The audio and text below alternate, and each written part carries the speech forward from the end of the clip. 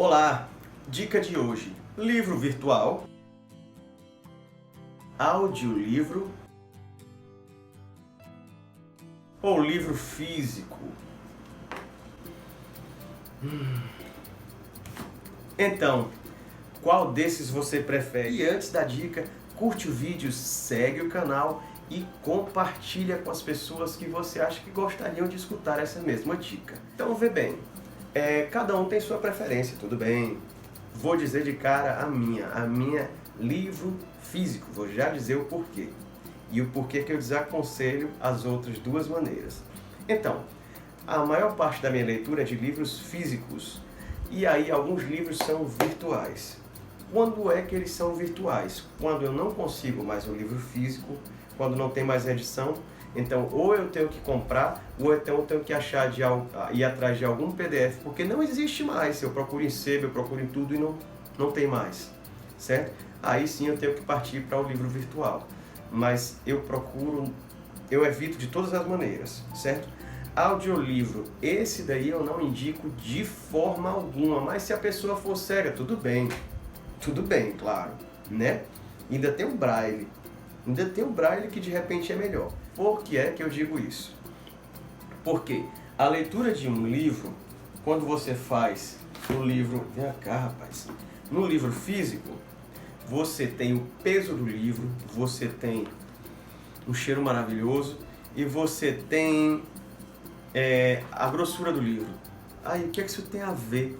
É porque é o seguinte, aqui você está percebendo que esse livro ele tem, sei lá, 500 páginas e você vai conseguir ler esse livro de 500 páginas, certo? E você habitua o seu filho ou filha a entender que 500 páginas são possíveis de ler tranquilamente.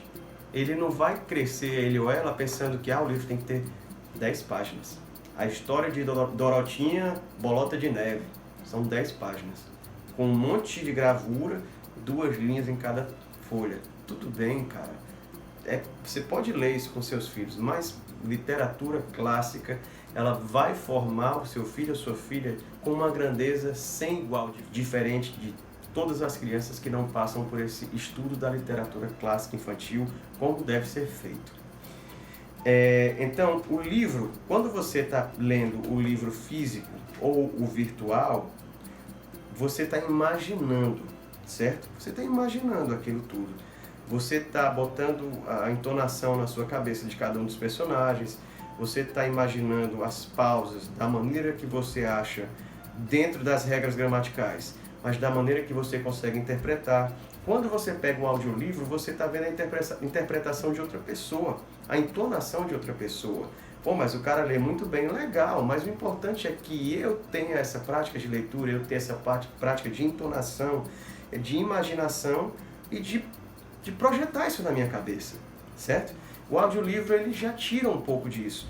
Mas você lê para o seu filho, tudo bem. No início eu estou lendo para o meu filho, não tem problema nenhum. E eu acho que não use o audiolivro no seu filho, a não ser que você leia, grave e bote para o seu filho ou sua filha ouvir. Por quê? Porque na leitura acompanhada que você faz com o seu filho ou sua filha, também você vai aumentar o elo, o laço familiar, certo? Você vai estar sendo espelho para o seu filho ou sua filha. Então, se for botar algum audiolivro para o seu filho, leia a história e depois bote para ele escutar a gravação, certo? O que eu também não gosto. Eu gosto que sempre se leia a história.